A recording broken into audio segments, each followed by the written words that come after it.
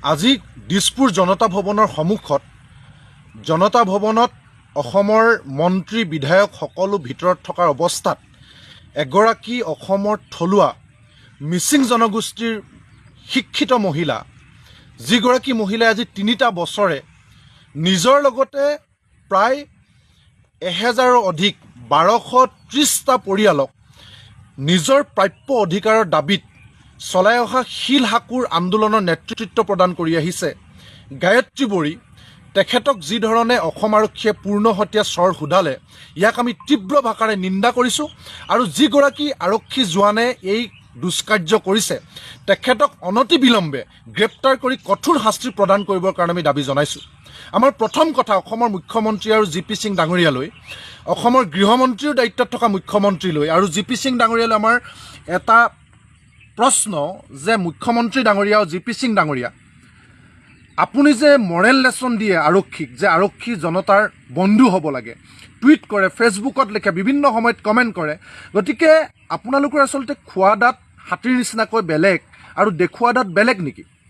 মানে ৰাইজক কয় পুলিচ আৰক্ষী সদায় জনতাৰ বন্ধু হ'ব লাগে আৰু অন্যথা এনেকুৱা ট্ৰেইনিং দিয়া হয় নেকি যে যদি কোনোবা জনতাই সংগঠনে চৰকাৰৰ বিৰুদ্ধে মাত মাতে তেতিয়াহ'লে তেওঁলোকক এনেকৈ পূৰ্ণহতীয়া চৰ সোধাব লাগে, নতুবা এনকাউণ্টাৰ কৰি দিব লাগে। এনেকুৱা ট্ৰেইনিং আপোনালোকে দিয়ে নেকি?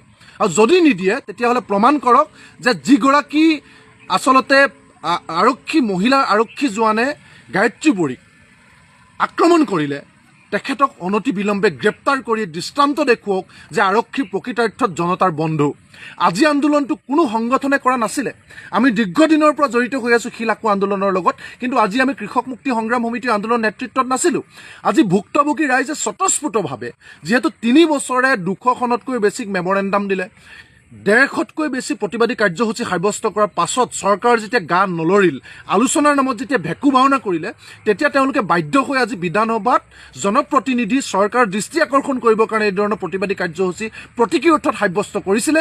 তাতে খৰ্গহস্ত হৈ গৃহমন্ত্ৰীৰ দায়িত্বত থকা মুখ্যমন্ত্ৰীৰ নিৰ্দেশত অসম আৰক্ষীয়ে আজি এনেধৰণৰ এগৰাকী থলুৱা যুৱতীৰ ওপৰত, এগৰাকী নিৰ্যাতিত যুৱতীৰ ওপৰত মাটি ভেটি পৰিয়াল স্বজন সকলো কাঢ়ি লোৱাৰ পাছত নিজৰ ন্যায় বিচাৰি যোৱা সময়ত খুদ জনতা ভৱনৰ সন্মুখত যি ধৰণে আক্ৰমণ কৰা হ'ল, এয়া নিন্দা আৰু গৰিহণা দিবৰ কাৰণে আমাৰ ভাষা নাই।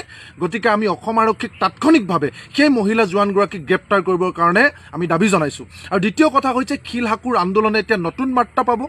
জুইহতে খেলা কৰিছে অসম আৰক্ষী আৰু অসম চৰকাৰৰ মুখ্যমন্ত্ৰীয়ে, কাৰণ আজি নিৰ্যাতিত আন্দোলনৰ নেতৃত্বকাৰী গায়ত্ৰী বড়ীৰ ওপৰত যি ধৰণৰ আক্ৰমণ চলালে, ইয়াৰ পৰা আপোনালোকে তীব্ৰ আৰু অধিক ভয়াৱহ আন্দোলনৰ মুখামুখি হ'বৰ কাৰণে অসম আৰক্ষী আজুৱাই থাকক।